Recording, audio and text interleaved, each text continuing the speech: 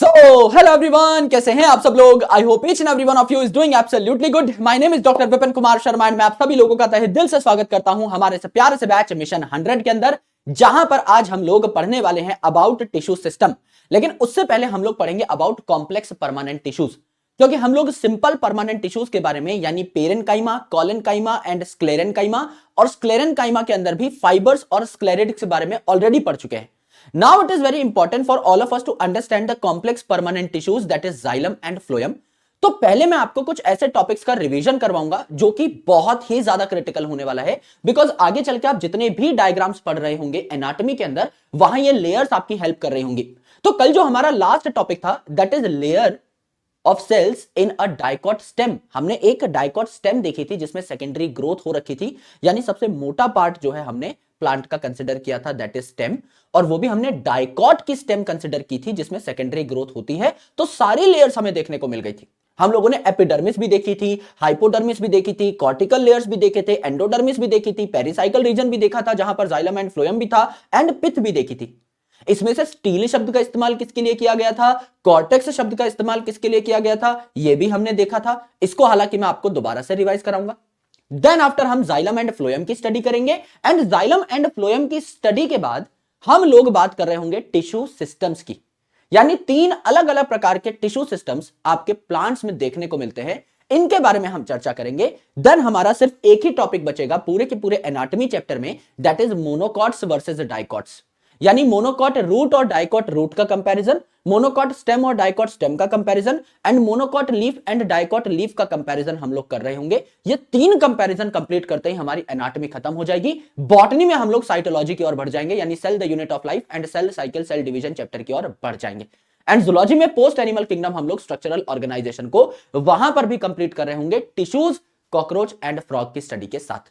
So without any further ado let's start this topic, जहां पर हम सबसे पहले रिवीजन कर लेते हैं।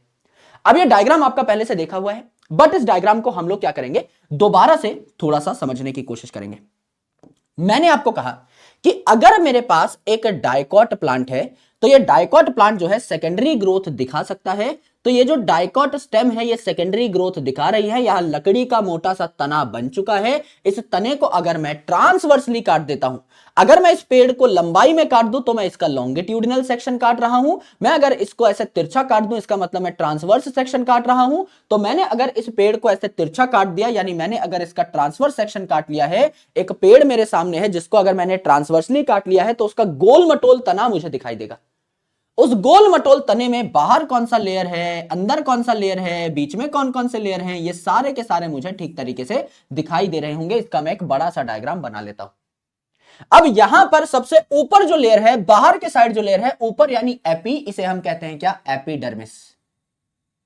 सबसे ऊपर जो लेयर है इसे हम क्या कहते हैं, एपिडर्मिस कहते हैं। एपिडर्मिस के नीचे आपके 3 अलग अलग प्रकार की लेयर्स देखने को मिलती हैं। एपिडर्मिस यानी ऊपर वाली डर्मिस, ऊपर वाली लेयर, डर्मा माने लेयर होता है। यस, तो सबसे ऊपर वाली जो डर्म है, सबसे ऊपर वाली जो लेयर है, इसे एपिडर्मिस कहा। इसके जस्ट नीचे, नीचे यानी हाइपो मिलेगी आपको हाइपोडर्मिस, ये हरे कलर की जो बना रखी है, this is hypodermis, this is hypodermis. Hypodermis के नीचे आपको मल्टीपल लेयर्स मिलेंगे गोल मटोल सेल्स के, जिन्हें हम कहते हैं कॉर्टिकल लेयर्स। और कॉर्टेक्स का सबसे अंदर वाला जो लेयर है इसे हम कहते हैं एंडोडर्मिस। यानी hypodermis, cortical layers and endodermis, पूरे को मिलाकर हमने क्या कह दिया, पूरे को मिला के हमने क्या कह दिया, कॉर्टेक्स कह दिया। पूरे को मिला के हमने क्या कह दिया, कॉर्टेक्स कह दिया। सबसे ऊपर एपिडर्मिस की लेयर है और एपिडर्मिस के नीचे hypodermis, cortical layers and endodermis है, जिसे हमने कॉर्टेक्स कह दिया। कंप्लीट को मिला जुलाकर हमने कॉर्टेक्स कह दिया। यानी एंडोडर्मिस क्या है, कॉर्टेक्स की ही सबसे अंदर वाली लेयर को कहा जाता है। अब इस एंडोडर्मिस के अंदर पाया जा रहा है पेरिसाइकिल, और पेरिसाइकल रीजन में ही आपको देखने को मिलते हैं जाइलम और फ्लोएम, यानी कि वस्कुलर बंडल्स या वस्कुलर टिश्यूज। एंड सबसे अंदर की साइड, सबसे इनर मोस्ट जो आपकी लेयर्स होती हैं, इन्हें हम कहते हैं पिथ। तो इस एंडोडर्मिस के नीचे जो भी आपको मिलता है, इस एंडोडर्मिस के नीचे जो भी आपको मिलता है, इस एंडोडर्मिस के नीचे जो भी आपको मिलता है, इसे मिला जुलाकर हम क्या कहते हैं, स्टील कह देते हैं। इसे मिला जुलाकर हम क्या कह देते हैं, स्टील कह देते हैं। यानी एंडोडर्मिस के नीचे, एंडोडर्मिस काउंट नहीं होगी, एंडोडर्मिस के नीचे यानी पेरिसाइकिल, पेरिसाइकिल के अंदर ही पाए जाने वाले जाइलम एंड फ्लोएम एंड मेरे दोस्त पिथ, ये सारी की सारी चीजें मिलकर स्टील बनाती हैं। यानी अगर कोई मुझसे पूछ ले कि प्लांट में कौन कौन सी लेयर्स पाई जाती हैं और मेरे को सिर्फ 3 नाम लेने हो, तो मैं क्या कहूंगा? सबसे ऊपर वाली एपिडर्मिस, उसके बाद कॉर्टेक्स, उसके बाद स्टील। और मुझे पूरा चीर फाड़ करके बतानी है, epidermis, hypodermis, cortical layers, endodermis, pericycle जिसमें जाइलम फ्लोएम भी प्रेजेंट है, एंड पिथ। ये पूरा का पूरा ब्यौरा मैं यहां पर आपको दे सकता हूं। मैंने लास्ट क्लास में भी आपको ये बताया था, यहां पर भी मैंने आपके सामने ये सारी की सारी बातें दोबारा रख दी हैं। यस, तो कॉर्टेक्स जो है इसमें हाइपोडर्मिस, कॉर्टिकल लेयर और एंडोडर्मिस आए। एंड अगर आप सारी लेयर्स को साथ साथ लिखना चाहते हैं तो आउटर टू इनर जब आप जाएंगे तो epidermis, hypodermis, cortical layers, endodermis, pericycle and pith. And pericycle में ही आपकी जाइलम फ्लोएम देखने को मिल रही हैं। These are names of all plant layers. अब ये जो 2 डायग्राम्स है ये हमने कल भी छोड़े थे, इनके बारे में थोड़ा सा देर में बात करेंगे। पहले हम जाइलम एंड फ्लोएम को कंप्लीट कर लेते हैं अच्छे तरीके से, यानी कॉम्प्लेक्स परमानेंट टिश्यूज को हम लोग अच्छे तरीके से कवर कर लेते हैं। अब देखिए, नाम में घुस जाइए, खोपड़ी पे नारियल का तेल लगा के, complex permanent tissues. Permanent tissues मतलब ऐसे टिश्यूज जो कि अब डिवाइड करने की कैपेसिटी खो चुके हैं। मेरिस्टेमेटिक टिश्यूज वो टिश्यूज थे जिनके सेल्स निरंतर डिवाइड कर सकते हैं, लगातार डिवाइड कर सकते हैं, प्लांट की बॉडी में नए नए सेल्स ऐड कर सकते हैं। परमानेंट टिश्यूज मतलब ऐसे टिश्यूज जहां सेल्स अब और डिवाइड नहीं कर सकते, नाम ही है परमानेंट। परमानेंट हो सर, एकदम परमानेंट हो गए, जैसे हैं वैसे ही रहेंगे, इनमें अब कोई और डिवीजन देखने को नहीं मिलेगा। These are complex permanent tissues, क्योंकि कॉम्प्लेक्स का मतलब क्या है भाई? परमानेंट का मतलब यह है अब ये और डिवाइड नहीं करेंगे, ये डिवीजन की कैपेबिलिटी लॉस्ट कर चुके हैं। कॉम्प्लेक्स का मतलब क्या है जी? कॉम्प्लेक्स का मतलब यहां पर more than 1 type of cells देखने को मिल रहे हैं। अगर किसी टिश्यू में सारे सेल्स ही एक जैसे हैं तो it is simple permanent tissues. Simple है ना, सारे सेल्स एक जैसे हैं, कोई भिन्न भिन्न प्रकार के सेल्स नहीं है। कॉम्प्लेक्स परमानेंट टिश्यू मतलब ऐसा परमानेंट टिश्यू जहां डिफरेंट टाइप के सेल्स आपको देखने को मिल रहे हैं, that is called as complex permanent tissue, right? तो ये कॉम्प्लेक्स परमानेंट टिश्यू है, क्योंकि जाइलम जो है it is basically related to water and mineral transport. तो ये वाटर और मिनरल का ट्रांसपोर्ट करता है यूनी डायरेक्शनली, यानी एक ही डायरेक्शन में ये ट्रांसपोर्ट करता है, वो भी ऊपर की साइड।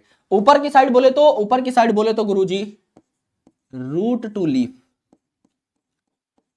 लीफ, ऊपर की साइड जो है आपका ये ट्रांसपोर्ट कर रहा होता है चीजों को। क्योंकि आपको पता है वाटर मिनरल्स कहां पाए जाते हैं गुरुजी? वाटर एंड मिनरल जो है प्लांट कहां से पिक करता है? सॉइल से पिक करता है। आप जब भी प्लांट में पानी डालते हो, आप कहां पानी डालते हो? उसकी रूट में पानी डालते हो। क्योंकि अगर रूट में पानी डाल दिया, पानी दे रहे हो आप किसी प्लांट को, तो रूट में देते हो, उसके पत्तियों पे नहीं छींटे मार के आ जाते। अगर आपने प्लांट की रूट में पानी दे दिया है तो बाकी सारी जगहों तक, बाकी सारे इलाकों तक पानी ऑटोमेटिकली पहुंच जाएगा, क्योंकि आपको पता है कि रूट ही वाटर एब्जॉर्ब करता है और उसका ट्रांसपोर्ट करता है।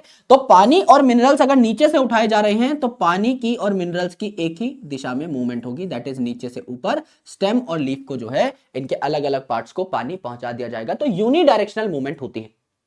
और ये जो जाइलम है मेरे बंधु, यहां पर इसके 4 मेजर टाइप्स ऑफ सेल्स देखने को मिलते हैं। ट्रैकीड और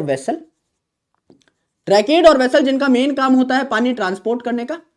और उसके अलावा है जाइलम पेरेनकाइमा हमने पढ़ा था लास्ट लेक्चर में, स्टोरेज, सिक्रीशन, सिंथेसिस, ये इसके काम होते हैं। और जाइलम फाइबर जो कि स्ट्रेंथ देने का काम करता है, इसीलिए जाइलम आपका स्ट्रेंथी भी होता है, आपका बहुत ज्यादा पावरफुल भी होता है ना।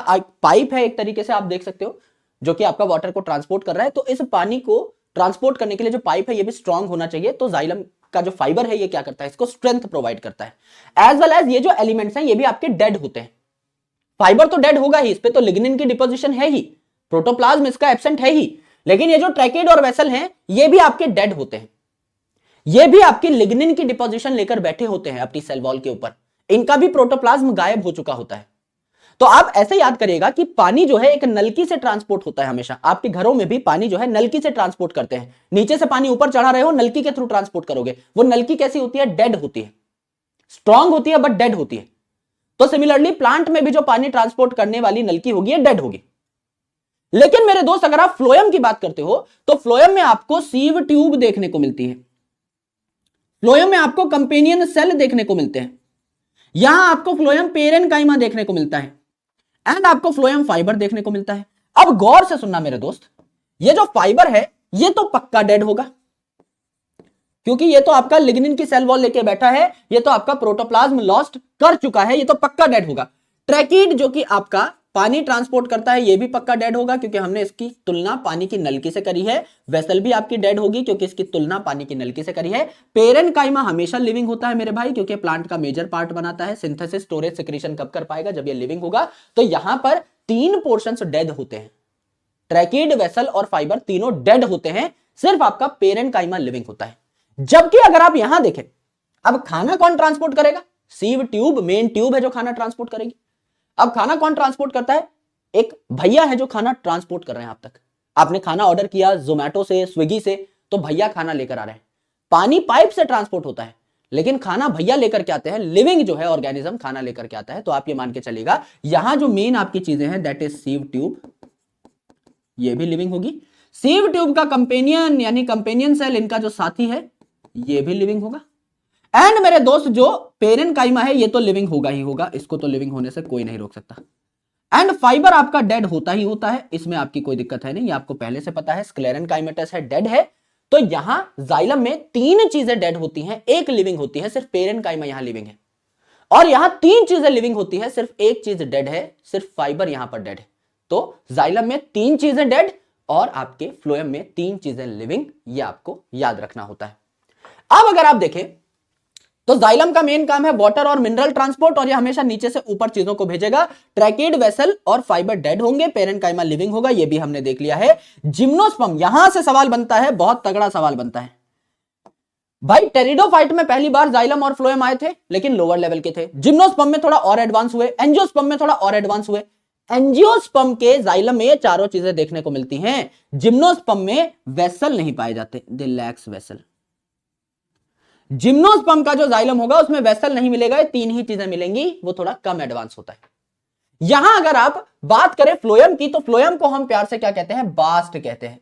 इसलिए फ्लोएम का जो फाइबर है इसे भी हम प्यार से क्या कह देते हैं? बास्ट फाइबर कहते हैं, जो कि मार्केट में बेचा जा रहा होता है, कमर्शियली इंपॉर्टेंट है। जो जूट का फाइबर आप देखते हो रस्सी वगैरह बनाने के लिए, जो हेम्प का फाइबर आप देखते हो, जो फ्लेक्स का फाइबर आप देखते हो, ये सारे फाइबर जो कि मार्केट में बिक रहे होते हैं, एक्चुअल में कौन से फाइबर्स हैं? सेकेंडरी फ्लोएम के फाइबर्स हैं, जिन्हें बास्ट फाइबर कहा जाता है, क्योंकि फ्लोएम का ही दूसरा नाम बास्ट है।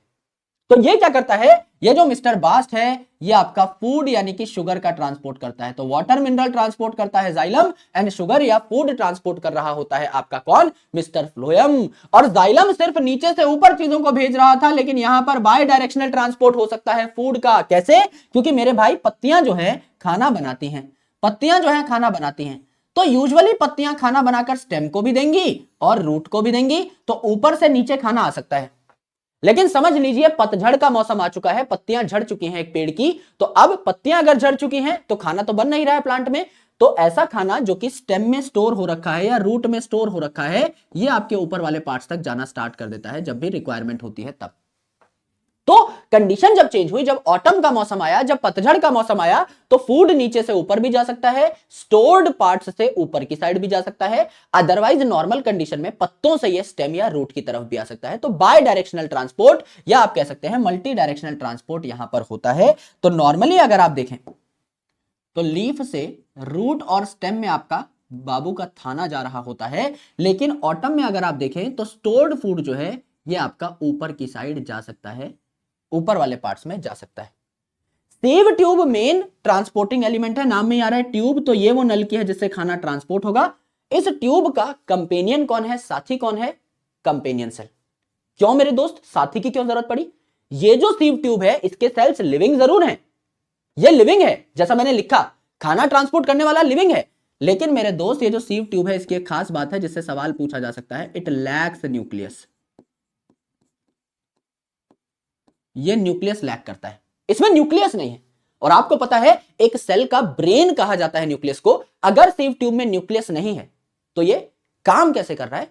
इसका साथी इसके साथ है, इसका हमदम इसके साथ है, इसका चहिता कंपेनियन इसके साथ है, इसीलिए इसका नाम भी कंपेनियन सेल रखा। ये हमेशा कंपनी देता है सीव ट्यूब को। ये जो है कंपेनियन सेल, इसके पास न्यूक्लियस होता है, ये अपने न्यूक्लियस से कमांड देता रहता है सीव ट्यूब को और बताता रहता है कि सीव ट्यूब को करना क्या है।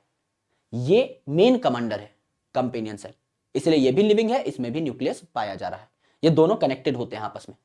यस, देन है आपका फ्लोएम पेरेनकाइमा, जो कि आपका मोनोकॉट्स में यूजुअली एब्सेंट होता है। तो मोनोकॉट में पीपी एब्सेंट होता है, पी पी नहीं बजेगा मोनोकॉट में।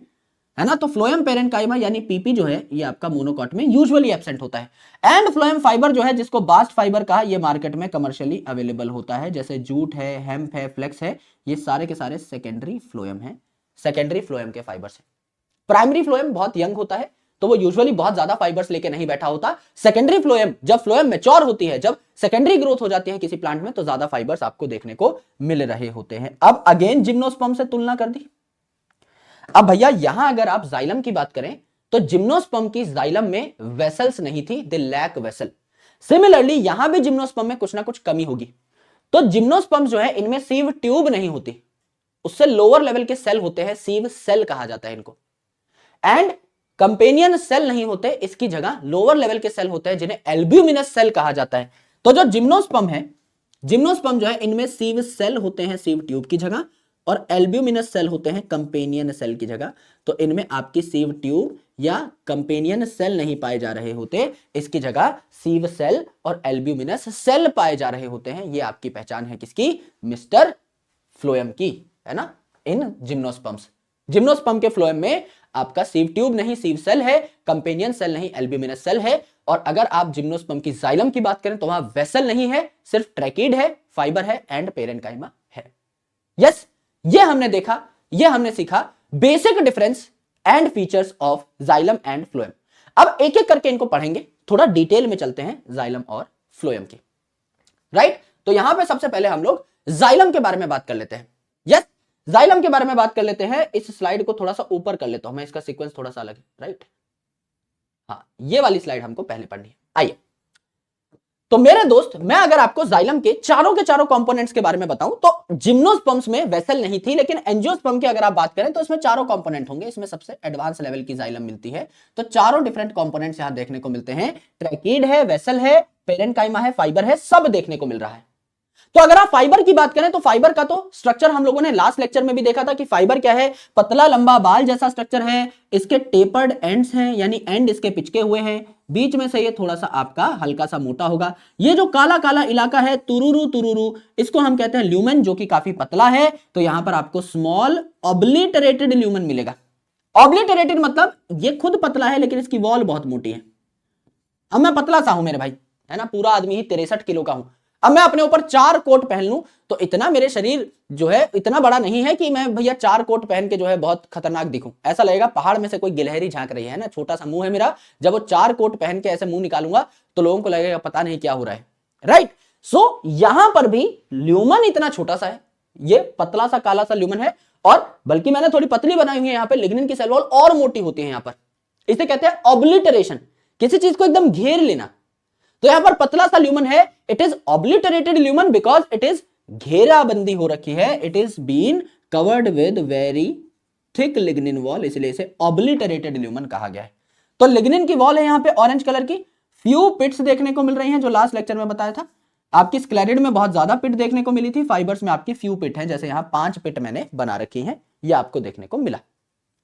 अब ये जो आपका फाइबर है it can be septate. Septate का मतलब क्या होता है? सेप्टेट यानी सेप्टा प्रेजेंट, तो इसमें क्रॉस वॉल्स प्रेजेंट हो सकती हैं। सेप्टा यानी क्रॉस वॉल्स प्रेजेंट, यानी आपका कंपार्टमेंट बने हुए हो सकते हैं इसमें। और ए सेप्टेट, ए का मतलब होता है एब्सेंट, तो यहां पर हो सकता है आपका सेप्टा एब्सेंट भी हो। तो हो सकता है सेप्टा ना हो, एकदम सेप्टा एब्सेंट हो, और हो सकता है कि सेप्टा पाए भी जा रहे हो, तो टॉय टॉय टॉय करके कंपार्टमेंट आपके बन जाएंगे। तो सेप्टा हो सकता है आपको देखने को मिले भी। ये आपके फाइबर की कहानी है, जो कि डेड होगा, स्क्लेरेनकाइमेटस होगा। सबको पता है कि फाइबर स्क्लेरेनकाइमेटस होता है, डेड होता है, प्रोटोप्लाज्म इसमें एब्सेंट होगा, लिग्निन की सेल वॉल इसमें पाई जाएगी। तो ये स्ट्रेंथ भी देगा खूब, झुंड में पाए जाते हैं फाइबर्स, तो स्ट्रेंथ भी दे रहे होते हैं। और मार्केट में बिकने वाले जो फाइबर होते हैं वो आपके यूजुअली फ्लोएम फाइबर होते हैं। यहां हम जाइलम फाइबर की बात कर रहे हैं, करेक्ट। तो ये जो फाइबर्स हैं, जैसा मैंने कहा, ये जो फाइबर है दे कैन बी सेप्टेट। यहां पे देखो सेप्टा बने हुए हैं, ये आपके सेप्टा बने हुए, बीच बीच में आपके ये सेप्टा बने हुए। They can be septate, compartments बने हुए हो सकते हैं। And they can be a septate, हो सकता है कोई कंपार्टमेंट यहां पे ना बना हुआ हो, तो सेप्टा एब्सेंट हो, सेप्टा एब्सेंट, करेक्ट। ये आपका सेप्टेट है, जहां सेप्टा प्रेजेंट है। तो जाइलम फाइबर जो है दे कैन बी सेप्टेट और एसेप्टेट। ये आपका पतला लंबा सा फाइबर दिखाई दे रहा है, बीच में जो इलाका है इसे ल्यूमन कहा, और इसके आसपास थिक लिग्निन की सेल वॉल है, तो इसलिए ल्यूमन जो है इसको बहुत मोटी वॉल ने घेरा हुआ है, तो ये ल्यूमन कहलाता है, ऑब्लिटरेटेड ल्यूमन, जो कि हम लोगों ने देख लिया है। करेक्ट। तो ये हमारा पहला पार्ट है जिसका नाम है मिस्टर फाइबर।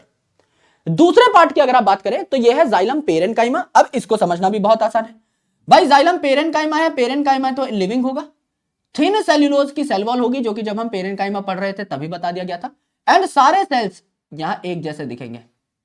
पेरेन्काइमा का एक सेल अगर गोल है तो बाकी सेल्स भी गोल मटोल होंगे, एक ओवल है तो बाकी भी गोल मटोल ओवल से ही होंगे, और मेरे भाई एक पॉलीगोनल है तो बाकी पॉलीगोनल ही होंगे, एक इलोंगेटेड है तो आसपास के सेल्स भी इलोंगेटेड ही होंगे।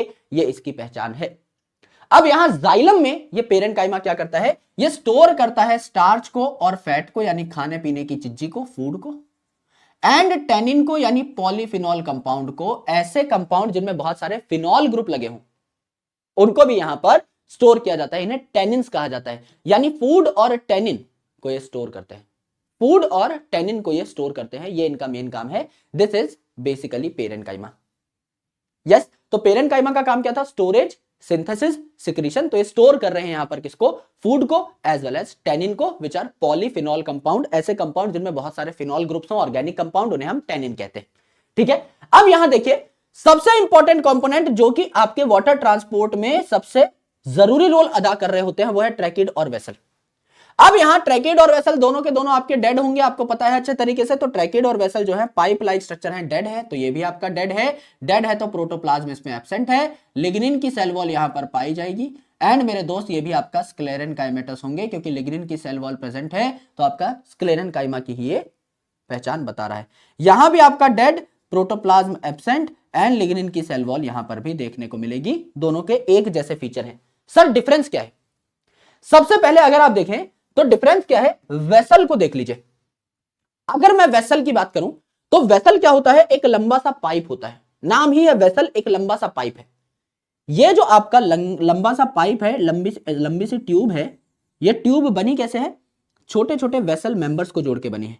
ये एक छोटी सी ट्यूब थी, इसके ऊपर दूसरी ट्यूब जोड़ दी, उसके ऊपर तीसरी ट्यूब जोड़ दी, इसके ऊपर चौथी ट्यूब जोड़ दी। जैसे खेतों में पाइप के साथ पाइप लगा देते हैं ना, एक पाइप है उसके साथ दूसरा पाइप जो है उसकी चूड़ी अटका दी, फिर तीसरा पाइप जो है उसकी चूड़ी अटका दी, चौथा पाइप जो है उसकी चूड़ी अटका दी, तो पूरे खेत में जो है आपके फवारे फैला दिए जाते हैं।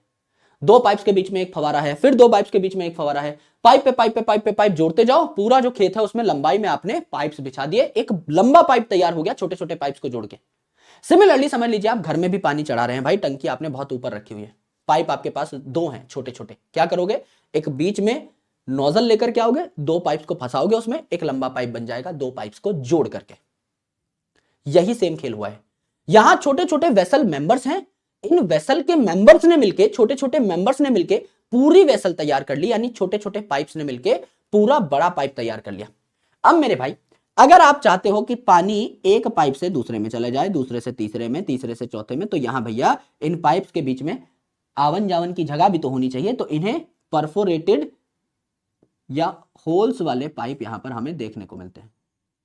यहां पर देखिए छेद छेद से बने हुए हैं, इन छेदों के बीच से पानी आपका ट्रांसपोर्ट होगा, नीचे से ऊपर जाता रहेगा, एक पाइप से दूसरे पाइप में, दूसरे से तीसरे में, तीसरे से चौथे में, इन वेसल मेंबर्स में, एक मेंबर से दूसरे मेंबर में, दूसरे से तीसरे में, तीसरे से चौथे में आपका एक पाइप के थ्रू वाटर ट्रांसपोर्ट हो रहा होता है।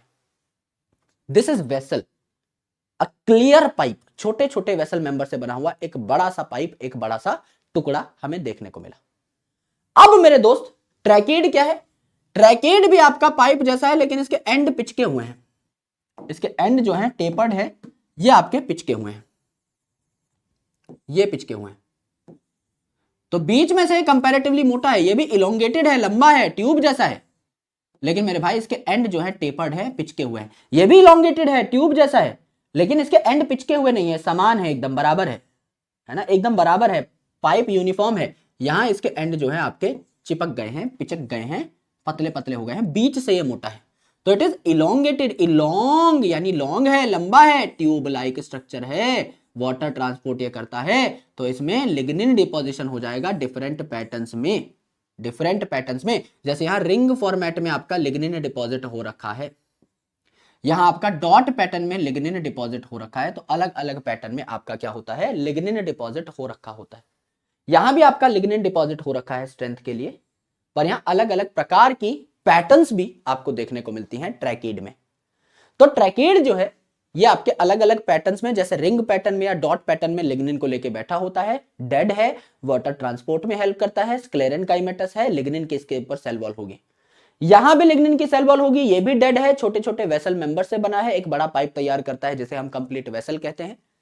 ये आपका लिविंग है, कुछ स्टोर करता है, क्या स्टोर करेगा, फूड और टेनिन। टेनिन क्या है, पॉलीफिनॉल कंपाउंड। एंड ये फाइबर जो है ये आपका पतला लंबा यानी लॉन्ग थिन स्लेंडर बाल लाइक स्ट्रक्चर है, हेयर लाइक स्ट्रक्चर है, जिसके एंड्स टेपर्ड है। बीच में आपका एक ल्यूमन है पतला सा, जिसके ऊपर बहुत मोटी वॉल है, इसीलिए ल्यूमन ऑब्लिटरेटेड कहलाता है। और ये ल्यूमन जो है टुकड़ों में भी बटा हुआ हो सकता है, यानी इसमें सेप्टा हो भी सकते हैं, यानी ये सेप्टेट हो भी सकता है, या इसमें सेप्टा एब्सेंट भी हो सकते हैं, यानी ये एसेप्टेट भी हो सकता है। ये चार मेजर चीजें थी जाइलम की जो कि हम लोगों ने देखी। अब इसी को हम डायग्राम के थ्रू समझ लेते हैं एक बार। यहां पर देखिए, यहां पर आपको जाइलम के कंपोनेंट दिखा रखे हैं। आपका ट्रैकीड है जहां पे आपका रिंग फॉर्मेट में लिग्निन लगा हुआ है, बीच से आपका ये थोड़ा मोटा है, एंड इसके आप देखोगे तो आपको टेपर्ड देखने को मिलेंगे, एंड अगर आप देखोगे तो टेपर्ड देखने को मिलेंगे।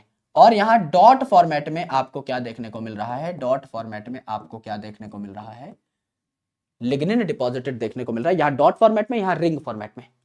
ये जो है आपकी वेसल का एक मेंबर है। छोटे छोटे वेसल मेंबर्स को जोड़ जोड़ के आप क्या बना देते हैं, एक बड़ी वेसल बनाते हैं। ये एक छोटा सा पाइप है, इसको एक और पाइप के ऊपर आप कनेक्ट कर दो, फिर और पाइप लगा दो, और पाइप लगा दो। इनमें छेद है जिससे पानी एक पाइप से दूसरे पाइप में जा सके और ये जुड़ सके, कनेक्ट हो सके। ये भी हम लोगों ने देखा। ये जाइलम के तीन कंपोनेंट्स हैं, ट्रैकीड, वेसल एंड फाइबर। पेरेन्काइमा में कोई भी गोल मटोल स्ट्रक्चर आप बना सकते हो, कोई टेंशन वाली बात नहीं है। Now there is another very important thing which you should understand, that is रे parenchymatous cell। रे parenchymatous cell ये भी पेरेन्काइमा का ही टाइप है। यानी जाइलम में जो पेरेन्काइमेटस सेल हैं ये क्या कर सकते हैं, ये आपका फूड और टेनिन स्टोर कर सकते हैं। लेकिन इसके अलावा रे पेरेन्काइमेटस सेल क्या करेंगे, समझ लीजिए भैया ये पेड़ का एक तना है मेरे पास, है ना, एक गोल मटोल पेड़ है, उसका तना है। इस तने के बीचों बीच से एक पाइप जा रहा है जिसका नाम है मिस्टर जाइलम। एक पेड़ का तना है, इस तने के बीचों बीच से एक पाइप जा रहा है जिसका नाम है जाइलम। अब ये जाइलम तो पानी को नीचे से ऊपर ले जा रहा है, यूनिडायरेक्शनल ट्रांसपोर्ट कर रहा है। लेकिन साइड वाले सेल्स का क्या, ये पाइप बीचों बीच से पानी को नीचे से ऊपर ले गया, साइड वाले सेल तो ऐसे प्यास में देख रहे हैं ना, अरे पानी जा तो रहा है लेकिन हमारे पास नहीं आ रहा है। तो क्या करते हैं यहां पर, रे पेरेन्काइमेटस सेल, रे जैसे बीच में अगर सूरज है तो वो रेडिएशन चारों ओर बरसाएंगे ना, इसी प्रकार से आपका बीच में अगर कोई पेरेन्काइमा का सेल है, वो पानी लेकर साइड वाले सेल्स को ऐसे दे रहा होता है, ऐसे फवारा टाइप, कि साइड वाले सेल्स को भी पानी मिलता रहे, थोड़ा थोड़ा पानी साइड में रिलीज करता रहता है। रेडिएशंस जैसे सूरज अपने चारों ओर रिलीज करता है, ऐसे ही रे पेरेन्काइमेटस सेल आपका साइड में जो है पानी भेजते रहेंगे। To give H2 at girth और at lateral parts of the stem, ray parenchymatous sales are responsible. तो ये प्लांट की स्टेम है, ये अगर आपका जाइलम है, तो रे पेरेन्काइमेटस सेल इस स्टेम की मोटाई में आपको क्या करते हुए दिखाई दे रहे हैं, वाटर बरसाते हुए दिखाई दे रहे हैं। ये आपने देखा, ये आपने जाना, ठीक है।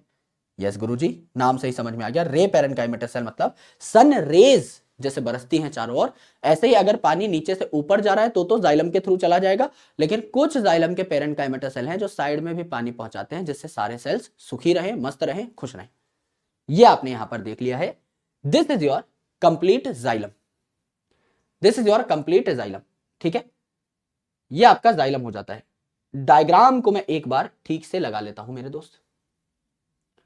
ये डायग्राम यहां नीचे आ जाएगा, आ जाओ भैया, आए, कुछ ज्यादा ही नीचे आ गया, एक ऊपर भेज देते हैं, हाँ अब ठीक है। हाँ ये डायग्राम अब इस जगह पे आना चाहिए। अब थोड़ा सा जाइलम में और डिटेल में चलेंगे। This point is very important because this point will form the foundation of monocot versus dicot. जब आप मोनोकॉट और डाइकॉट की रूट बनाएंगे, स्टेम बनाएंगे, तो आपको कुछ पॉइंट्स का ध्यान रखना होता है। आप ऐसे ही रैंडम डायग्राम नहीं बना सकते। There are some rules to make diagrams in plants. So वो रूल्स आपको यहां पर सीखने हैं। प्राइमरी एंड सेकेंडरी जाइलम के बारे में आपको पढ़ना है। अब सिंपल सी बात है, नाम में घुस जाओ भैया, खोपड़ी पे नारियल का तेल लगा के। प्राइमरी जाइलम मतलब ऐसी जाइलम जो प्लांट में प्राइमरी लेवल पे ही आ गई थी। जब प्लांट प्राइमरी ग्रोथ कर रही थी, अपनी लेंथ बढ़ा रही थी, तभी जो इनिशियल सबसे पहले जाइलम आया, इसे हमने क्या कह दिया, प्राइमरी जाइलम कह दिया। और जब प्लांट में सेकेंडरी ग्रोथ हुई, उन्हीं में ही आपको सेकेंडरी जाइलम देखने को मिलेगी, अदरवाइज नहीं देखने को मिलेगी। तो सेकेंडरी जाइलम मतलब सेकेंडरी ग्रोथ के टाइम पे आई, सेकेंडरी ग्रोथ तो बहुत बाद में होती है, तो ये बाद में आती है सेकेंडरी जाइलम। अब प्राइमरी जाइलम जो है, इसमें भी पहले आया प्रोटोजाइलम, प्रोटो मानी फर्स्ट ही होता है, प्रोटो का मतलब ही होता है प्रिमिटिव यानी फर्स्ट, जो पहले आया, और दूसरा होता है मेटाजाइलम, मेटाजाइलम मतलब जो लेटर आया यानी सेकेंड नंबर पे आया। यानी अगर आप सीक्वेंस देखें कि पहले कौन आया, अगर आप सीक्वेंस देखें कि पहले कौन आया, तो हम कह देंगे प्रोटोजाइलम सबसे पहले आया, प्राइमरी सबसे पहले आया, इसमें भी प्रोटोजाइलम सबसे पहले, फिर मेटाजाइलम इसके बाद में, फिर सेकेंडरी जाइलम इसके बाद में। करेक्ट है जी, एकदम करेक्ट है, ये आपका एक्चुअल सीक्वेंस है।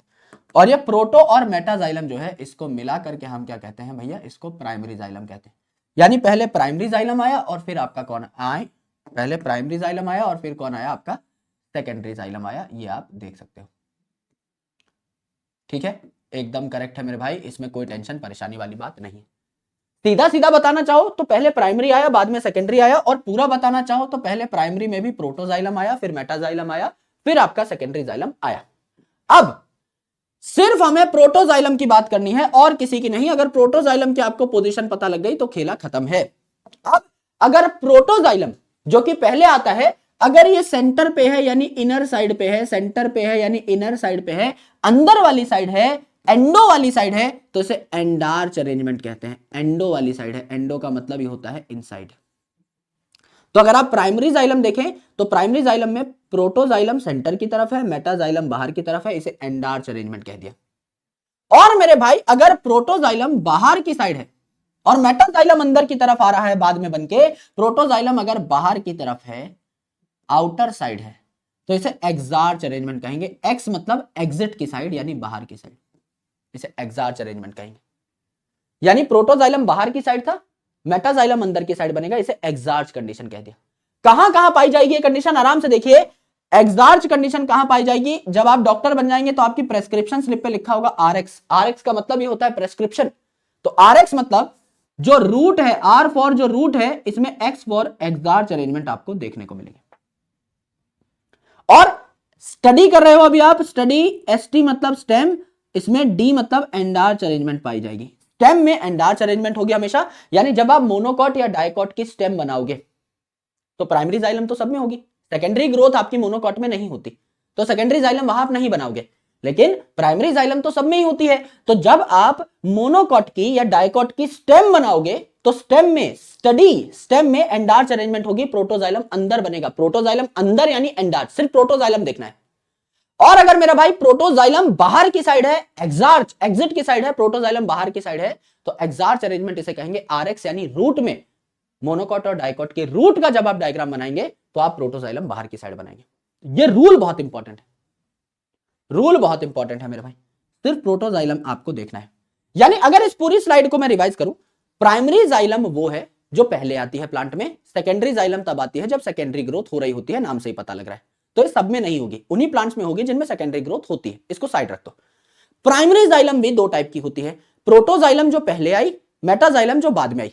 अगर प्रोटोजाइलम अंदर की तरफ है और मेटाजाइलम बाद में बनी बाहर की तरफ, प्रोटोजाइलम अंदर है तो एंडार्च कंडीशन किसमें मिलेगी, स्टडी, एसटी यानी स्टेम, डी यानी एंडार्च, क्योंकि एंडार्च में डी अल्फाबेट आ रहा है। अगर प्रोटोजाइलम बाहर की साइड बना और मेटाजाइलम बाद में अंदर की साइड बन रहा है तो प्रोटोजाइलम बाहर है, एग्जिट की साइड है, एक्सार्च अरेंजमेंट इसे कहेंगे। आर एक्स से याद करेंगे कि रूट में एक्सार्च अरेंजमेंट होती है, एक्सार्च में एक्स का साउंड आ रहा है तो R X, R for root, X for exarch आपका क्लियर हो जाता है। तो जब आप रूट बनाएंगे आप ऐसा डायग्राम बनाएंगे, प्रोटोजाइलम बाहर है। जब आप स्टेम बनाएंगे तो ऐसा डायग्राम बनाएंगे, प्रोटोजाइलम अंदर की साइड है। ये आपने देखा, ये आपने सीखा, ये आपने जाना। फॉर एग्जाम्पल, इसको ड्रॉ नहीं करना है, जस्ट समझना है, क्योंकि इससे तगड़े तगड़े डायग्राम तो हम खुद ड्रॉ करके देखेंगे, खुद समझ के देखेंगे। देखो मेरे भाई, अगर डायकॉट की स्टेम है तो स्टेम में क्या ट्रिक बताई थी हमने, गुरुजी आपने स्टेम में बताई थी स्टडी। स्टडी यानी स्टेम में क्या होती है, एंडार्च अरेंजमेंट होती है। एंडार्च अरेंजमेंट होती है। एंडार्च मतलब अंदर की साइड, तो प्रोटोजाइलम कहां होगा? अंदर की साइड होगा। प्रोटोजाइलम अंदर की साइड होगा, प्रोटोजाइलम अंदर की साइड होगा, मेटाजाइलम बाहर की साइड होगा। क्या हमारा रूल काम कर गया? कर गया गुरुजी।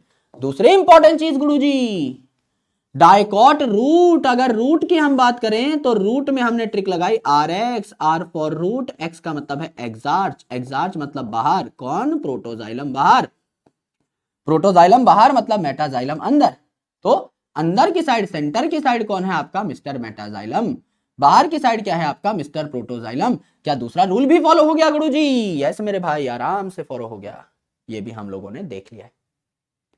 तो हमारे रूल्स एकदम कंफर्म हो गए, एकदम एंड टू एंड कंफर्म हो गए।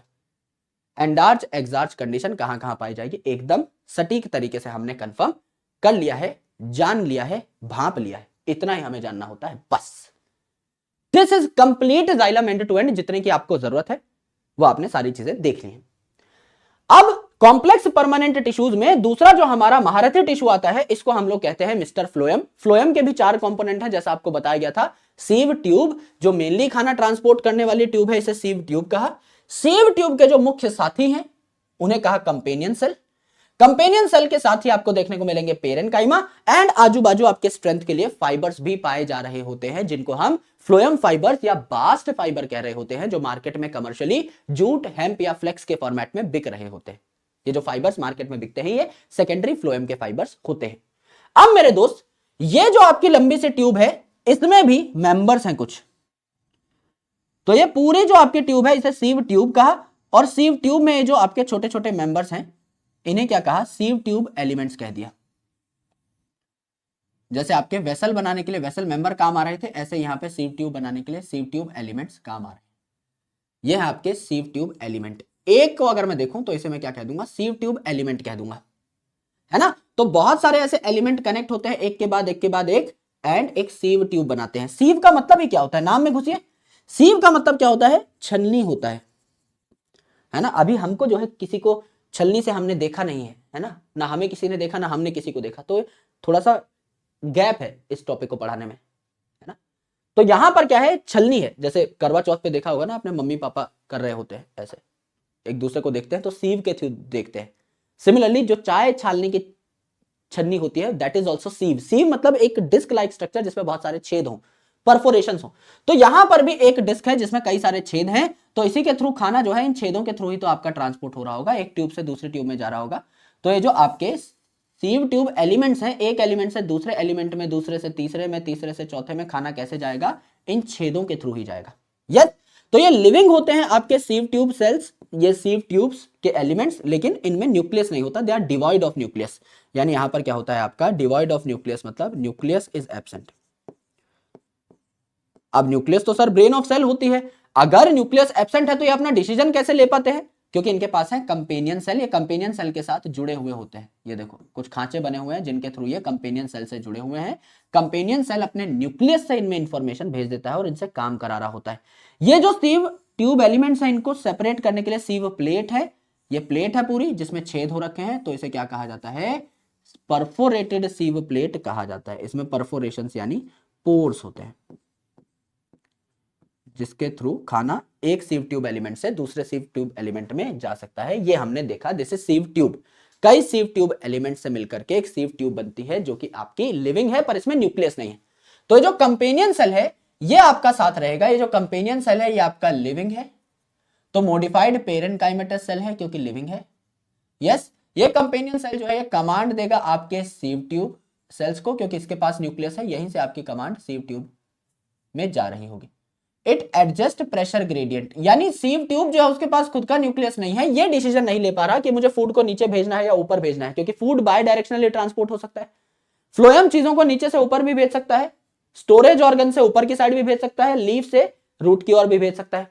अब किस साइड फूड भेजना है ये कौन डिसाइड करवा रहा है? ये आपका कंपेनियन सेल का न्यूक्लियस डिसाइड करा रहा है। तो डायरेक्शन ऑफ फ्लो हमें ये बता रहा होता है, करेक्ट। और यहां पर अगर आप देखोगे तो फ्लोएम पेरेनकाइमा जो है पीपी, मैंने आपको बताया था फ्लोएम पेरेनकाइमा पीपी, ये मोनोकॉट में एब्सेंट होता है। लेकिन यहां अगर आप देखोगे तो ये फ्लोएम पेरेनकाइमा के जो सेल्स हैं ये स्टोरेज कर रहे होते हैं। जाइलम में किस चीज की स्टोरेज कर रहे थे? ये फूड की, यानी स्टार्च और फैट की, एंड टेनिन की। यहां ये स्टोर करेंगे क्या, आपका आरएमएल। आरएमएल बहुत प्यारा हॉस्पिटल है, आप में से कई लोग वहां पर जाके आगे चल के एमबीबीएस या प्रैक्टिस भी कर रहे होंगे। रेजिन, म्यूसिलेज और लेटेक्स चिपचिपे पदार्थ जो है वो यहां पर स्टोर हो रहे होते हैं। एंड जो प्लाज्मोडेस्मेटल कनेक्शंस हैं, प्लाज्मोडेस्मेटल कनेक्शन जो है ये इन सेल्स को जोड़ के रखते हैं आपस में। यहां भी देखो कनेक्शन बन रहा है, इन दोनों सेल्स के भी साइटोप्लाज्म जुड़े हुए हैं, इनके भी जुड़े हुए हैं। तो ये आपकी जो लॉन्गिट्यूडिनल वॉल है ना, ये लंबाई में अगर आप देखो तो ये जो लॉन्गिट्यूडिनल वॉल्स है यहां पर आपकी क्या है, कनेक्शंस बनी हुई है। लॉन्गिट्यूडिनल वॉल्स जो है, समझ लीजिए मैं एक सीव ट्यूब हूं, मेरे बगल में कोई कंपेनियन सेल खड़ा है एकदम मेरा भाई, है ना, उसके साथ में ऐसे जुड़ा हुआ ना, तो हम लंबाई में जो हमारी वॉल है, दिस इज लॉन्ग वॉल, ये लंबाई वाली वॉल साथ में कनेक्ट हो रखी है, कंधे से कंधा मिला के हम लोग खड़े हैं, तो लॉन्गिट्यूडिनल वॉल्स के बीच में एक कनेक्शन डेवलप हो रहा है ना, बिटवीन लॉन्गिट्यूडिनल वॉल्स, ये आप लिख सकते हो, बिटवीन लॉन्गिट्यूडिनल वॉल्स, ये हम लिख सकते हैं। करेक्ट, करेक्ट है गुरुजी। तो फ्लोएम जो है ये आपका दो टाइप का हो जाएगा, जस्ट लाइक जाइलम, ये भी आपका हो जाएगा primary phloem and secondary phloem. यहां वो आपका प्रोटोफ्लोएम मेटाफ्लोएम वाला चक्कर हम लोग नहीं पढ़ते। जो प्राइमरी फ्लोएम है, नया नया जो है आपका छोटे प्लांट में, इसमें सीव ट्यूब थोड़ी सी पतली होती है, और जब प्लांट में सेकेंडरी ग्रोथ हो जाएगी, प्लांट भी चौड़ा हो जाएगा, तो मोटी सी ट्यूब भी चाहिए रहेगी फूड ट्रांसपोर्ट करने के लिए, तो उसमें सीव ट्यूब आपकी चौड़ी हो जाती है। इतनी सी बात है। यंग प्लांट है तो पतली सीव ट्यूब, ओल्ड प्लांट है, चौड़ा प्लांट है तो चौड़ी सीव ट्यूब आपको देखने को मिलेगी। अब मैं आपको दो डायग्राम दिखा देता हूं, आराम से देखिएगा, बहुत प्यार से देखिएगा, जनरली सुनना है बस इसको, और कुछ नहीं करना है, सिर्फ इसको सुनिए गौर से। यहां देखिए, यहां अगर मैं एक रीजन यहां पर आपको दिखाऊं, this particular region is called as the region of meristematic activity. Root apical meristem यानी आरएएम के सेल्स हैं, रीजन ऑफ मेरिस्टेमेटिक एक्टिविटी के सेल्स, ठीक है, ये आरएएम के सेल्स हैं। अब इसके नीचे से आपके इनिशियल ऑफ कैप रूट या रूट कैप निकल रहे हैं, यानी इसके नीचे बनेगी रूट कैप। क्या ये बात सही है? एकदम रूट कैप इसको प्रोटेक्ट करेगी रीजन ऑफ मेरिस्टेमेटिक एक्टिविटी को, एकदम ठीक बात है। तो इन इनिशियल्स से, रूट कैप के इनिशियल से रूट कैप बन गई, नीचे की साइड रूट कैप बन गई। ऊपर की साइड आपका क्या बनेगा? सबसे पहले प्रोटोडर्म। प्रोटोडर्म माने, प्रोटोडर्म नाम में आ रहा है डर्म, ये बाहर वाली लेयर बनाएगा एपिडर्मिस। एपिडर्मिस, प्रोटोडर्म यानी एपिडर्मिस बनाएगा, डर्म डर्म का साउंड आ रहा है। फिर आपका बनेगा सेंट्रल सिलेंडर, सबसे सेंटर पे बनेगा सेंट्रल सिलेंडर, और बीच में बनेगी क्या? आपके कॉर्टेक्स, बीच में बनेगी आपके कॉर्टेक्स। तो कॉर्टेक्स में क्या क्या आ जाएगा? कॉर्टेक्स में आ जाएगा आपका एपिडर्मिस के नीचे का हाइपोडर्मिस, है ना, अलग अलग लेयर्स आ जाएंगी, हाइपोडर्मिस आ जाएगा, कॉर्टिकल लेयर्स आ जाएंगी, एंड आपका क्या आ जाएगा? एंडोडर्मिस आ जाएगा, ये यहां पर बन जाएंगे एपिडर्मिस के अंदर। एंड मेरे दोस्त सेंट्रल सिलेंडर मतलब सेंटर पे कौन कौन पाया जाएगा? एंडोडर्मिस के नीचे की चीजें, यानी पेरिसाइकिल एंड पिथ। ये एनसीईआरटी का डायग्राम। अर्थात अगर ये आपकी रूट है, अगर ये प्लांट की रूट है, तो इसमें सेंटर पे क्या बनेगा? सेंट्रल सिलेंडर यानी पेरिसाइकिल एंड पिथ। इसके बाहर क्या बनेगा? इसके बाहर बनेगा कॉर्टेक्स, कॉर्टेक्स, इसके बाहर बनेगा कॉर्टेक्स, एंड मेरे दोस्त इसके बाहर क्या बनेगा? एपिडर्मिस। यही तीन रीजन थे, सबसे बाहर एपिडर्मिस, उसके अंदर कॉर्टेक्स, और सबसे सेंटर पे पेरिसाइकिल और पिथ यानी स्टील थी आपकी। वही सेम चीज यहां पर दिखा रखी है, थोड़ा कंफ्यूजिंग वे में लिखा हुआ है लेकिन बोलना वही चाह रहा है। यस, सेम चीज यहां पर देखिए, दूसरी किताब है कैम्बेल, उसका रेफरेंस यहां पर लेकर आया हूं। अगर आप देखें तो यहां पर बोला गया दिस इज रूट कैप, जो कि रूट को प्रोटेक्ट करेगी, एकदम सही बात है, ये रूट को प्रोटेक्ट करेगी, रूट कैप है। इसके बाद रीजन ऑफ मेरिस्टेमेटिक एक्टिविटी है, सबसे सेंटर पे बनेगा आपका कौन? सबसे सेंटर पे आपका बनेगा सेंट्रल सिलेंडर यानी आपका पेरिसाइकिल और पिथ। इसके बाहर आपका क्या बनेगा? इसके बाहर बनेगा कॉर्टेक्स यानी कॉर्टिकल लेयर्स हो जाएगी, एंडोडर्मिस हो जाएगी एंड हाइपोडर्मिस हो जाएगी, ये तीन लेयर हमने पढ़ी थी। एंड सबसे बाहर की साइड आपका क्या बनेगा? सबसे बाहर की साइड आपका बन जाएगा प्रोटोडर्म यानी एपिडर्मिस, ये हमने देखा। Correct, this is important. यहां पर this is the diagram of NCERT. अगर आप यहां पे बीचों बीच एक एक्सिस ड्रॉ करें, बीचों बीच एक एक्सिस ड्रॉ करें, तो इस एक्सिस पे सबसे एंड पे क्या पार्ट पाया जा रहा है? ये पार्ट पाया जा रहा है, ये पार्ट पाया जा रहा है, ठीक है। So this is a shoot apical meristem. अब शूट एपिकल मेरिस्टम के ऊपर भी जो है कुछ चीजें ग्रो कर सकती हैं, पत्ते जो है, कुछ डालियां जो है ये इसके ऊपर भी पहुंच सकती है। लीफ प्राइमोर्डिया मतलब प्रिमिटिव चीज, आगे चल के पत्ती बनाएगी, ये लीफ का प्रीमेच्योर वर्जन है, आगे चल के पत्ती बना लेगी। जैसे यहां पे डायग्राम ज्यादा क्लियर दिखाई दे रहा है। जैसे देखिए, अगर मैं अपनी हाइट नपवाने जाऊंगा कहीं, तो मेरी हाइट मेरे सर से नापी जाएगी ना, मैं ऐसे हाथ करके खड़ा हो जाऊंगा तो मैं ऐसे थोड़ी बोलूंगा कि ये मेरी हाइट है जहां तक मेरे हाथ पहुंच रहे हैं, यहां तक खोपड़ी की टिप तक हाइट नापी जाएगी। सिमिलरली ये खोपड़ी की हाइट है, ठीक है, ये खोपड़ी की हाइट है। अब मेरे कंधे जो हैं यहां से कुछ डालियां निकली और वो पत्ते ऊपर ग्रो कर गए, तो शूट एपिकल मेरिस्टम तब भी यही मानी जाएगी, खोपड़ी की टिप, क्योंकि मेरी बॉडी के बीचों बीच अगर आप एक लाइन ड्रॉ करेंगे तो ये पार्ट सबसे एंड में आएगा। शूट एपिकल मेरिस्टम ये है, कुछ डालियां ऊपर की साइड ग्रो कर सकती हैं, लीफ प्राइमोर्डिया यानी कुछ पत्ते ऊपर की साइड ग्रो कर सकते हैं अनडाउटेडली। तो यहां समझ में आ रहा है कि शूट एपिकल मेरिस्टम कहां पर पाई जाएगी, यहां पाई जाएगी। This is shoot apical meristem, this is shoot apical meristem, this is shoot apical meristem, correct है। यहां पर this is shoot apical meristem. Root apical meristem root की टिप पे पाई जाएगी, है ना, रूट कैप से जस्ट ऊपर, रूट कैप से जस्ट ऊपर, ये आपकी रूट एपिकल मेरिस्टम। इनकी पोजीशन एनसीईआरटी में बता रखे और कुछ लेयर्स बता रखे हैं। तो शूट एपिकल मेरिस्टम से भी ऊपर कौन जा सकती हैं, लीफ प्राइमोर्डिया जो आगे चल के पत्ते बनाएंगी, एंड मेरे भाई जो आपका रूट एपिकल मेरिस्टम है, रूट के सारे पार्ट्स बनाती हैं, सेंट्रल सिलेंडर भी, प्रोटोडर्म भी, कॉर्टेक्स भी। तो प्रोटोडर्म मतलब एपिडर्मिस, कॉर्टेक्स मतलब कॉर्टेक्स, और सेंट्रल सिलेंडर मतलब कॉर्टेक्स के अंदर की जो चीजें हैं यानी पेरिसाइकिल और पिथ, वो यहां पर बन रही होंगी। ये हमने जाना, ये हमने सीखा। This is our topic of tissue. Complete tissue हमारा यहां पर खत्म हो जाता है, ठीक है जी। अब हम टिश्यू सिस्टम को पढ़ेंगे, लेकिन उससे पहले हम कुछ सवालात करेंगे, सवालात से मुकालात करेंगे या मुलाकात करेंगे, देखते हैं अभी क्या होता है। रीसेंट सवाल है, given below are two statement, दो बातें कही गई हैं, parenchyma is living but collenchyma is dead. नहीं भैया, कॉलन काइमा डेड नहीं होता, स्क्लेरन काइमा डेड होता है, कॉलन काइमा भी लिविंग होता है। जिम्नोस्पर्म लैक जाइलम वेसल, सही बात है, but presence of xylem vessel is characteristic of angiosperm. Angiosperm में चारों चीजें प्रेजेंट है, जिम्नोस्पर्म में सिर्फ वेसल एब्सेंट थी। तो पहली स्टेटमेंट गलत है, दूसरी स्टेटमेंट सही है। Mister B Bhura Bachchan becomes the right answer, ये हमारी बात हो जाती है correct. Given below are two statement, फिर से दो स्टेटमेंट दे दी गई हैं। Endarch and exarch are terms often used for describing the position of secondary xylem in plant body. नहीं भैया, सेकेंडरी जाइलम अभी नहीं आई है, प्राइमरी जाइलम में ही प्रोटोजाइलम कहां है, मेटाजाइलम कहां है, उसकी पोजीशन बताते हैं एंडार्च और एक्सार्च से। अगर प्रोटोजाइलम अंदर की साइड है तो एंडार्च, बाहर की साइड है तो एक्सार्च, सिर्फ प्रोटोजाइलम हमें देखना होता है। एक्सार्च कंडीशन जो है, it is most common feature of root, R X से याद किया था, रूट एकदम सही है। हाँ, तो इतनी ही बात है तो करेक्ट है ना। तो पहली बात इनकरेक्ट, दूसरी बात करेक्ट, पहली बात इनकरेक्ट, दूसरी बात करेक्ट, यहां पर ए उत्तर हो जाता है। यह भी बढ़िया सवाल था।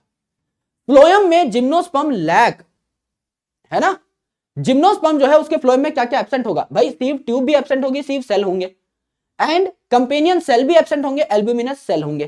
तो sieve tube and companion cell दोनों एब्सेंट होते हैं। पूछा है कि क्या लैक करता है, ये दोनों लैक करता है। सीव ट्यूब नहीं है, सीव सेल है, कंपेनियन सेल नहीं है, एल्ब्यूमिनस सेल है, तो ये दोनों लैक करता है। एल्ब्यूमिनस सेल और सीव सेल तो हैं, हमसे पूछा है क्या नहीं है, डी नहीं है, सीव ट्यूब और कंपेनियन सेल नहीं है। ये हमने अच्छे तरीके से देखे कुछ सवाल ऑफ टिश्यू जो कि है complex permanent tissue. Now it is time to understand tissue systems in detail. अब हम टिश्यू सिस्टम को बहुत गहराई से पढ़ने वाले हैं। तीन अलग अलग प्रकार के टिश्यू सिस्टम हैं, इनमें अलग अलग चीजें हैं जिनको हम लोग देखने वाले हैं। सबसे डिटेल में आपको जो पढ़ना है वो है आपका एपिडर्मल टिश्यू सिस्टम, फिर आपका vascular tissue system, and then जो बचा खुचा है वो से कहते हैं ग्राउंड टिश्यू सिस्टम हम लोग। तो अगर आपने तीनों टिश्यू सिस्टम देख लिए, दो भी देख लिए, तो तीसरा आपको ऑटोमेटिकली पता लग जाएगा। कैसे? टिश्यू सिस्टम क्या होते हैं, तीन टाइप के होते हैं, तीन टाइप के होते हैं on the basis of their location. यानी अब आप एक डाइकॉट की स्टेम देख चुके हैं, आपको लेयर्स के नाम पता है, एपिडर्मिस है, हाइपोडर्मिस है, कॉर्टिकल लेयर्स है, एंडोडर्मिस है, पेरिसाइकिल है, पेरिसाइकिल रीजन में ही जाइलम फ्लोएम है, अंदर की साइड पिथ है, लेयर्स के नाम आपको पता है।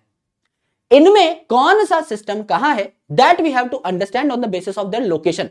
फॉर एग्जाम्पल, पहला जो टिश्यू सिस्टम है यह है एपिडर्मल टिश्यू सिस्टम। तो इसमें कौन सी लेयर आएगी, एक ही लेयर आएगी, एपिडर्मिस। तो एपिडर्मिस के बारे में आप पढ़ते हैं कहां पे, एपिडर्मल टिश्यू सिस्टम में, ये तो नाम से ही क्रैक हो गया। दूसरा है वस्कुलर या कंडक्टिंग टिश्यू सिस्टम। कंडक्टिंग मतलब वाटर और फूड का कंडक्शन ये कर रहे होंगे, इसे वस्कुलर टिश्यू सिस्टम भी कहा। तो यहां वस्कुलर टिश्यू आएंगे, यानी सिर्फ जाइलम और फ्लोएम, सिर्फ जाइलम और फ्लोएम, और कुछ नहीं।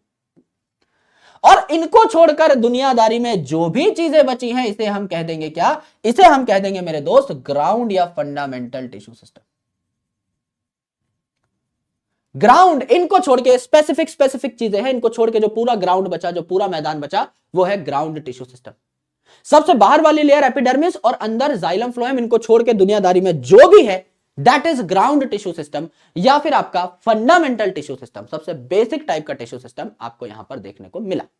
तो मेरे दोस्त लोकेशन जो है ऑफ अ पर्टिकुलर टिश्यू ये डिसाइड करती है उसके स्ट्रक्चर और फंक्शन को।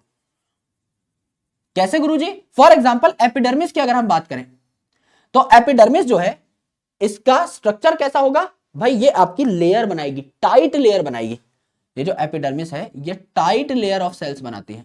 क्यों? क्योंकि ये सबसे बाहर पाई जाती है, आउटर मोस्ट लेयर है, टाइट लेयर ऑफ सेल्स बनाएगी। क्यों? क्योंकि सबसे आउटर मोस्ट लेयर है तो प्रोटेक्टिव होगी, नेचर में प्रोटेक्शन का काम करेगी। तो अगर आप लोकेशन देखें तो सबसे आउटर मोस्ट है लोकेशन एपिडर्मिस की, इसी पे इसका स्ट्रक्चर डिपेंड किया कि इसको बहुत आपका पैक्ड होना पड़ेगा कि कोई भी चीज इसको भेद के अंदर ना जाए, एंड इसको प्रोटेक्टिव भी होना पड़ेगा। इसका फंक्शन भी इसी पे डिपेंड किया, सबसे बाहर वाली है तो प्रोटेक्टिव ही होगी, इसका काम ही होगा प्रोटेक्शन का, तभी इसको सबसे बाहर आउटर जगह पे रखा है।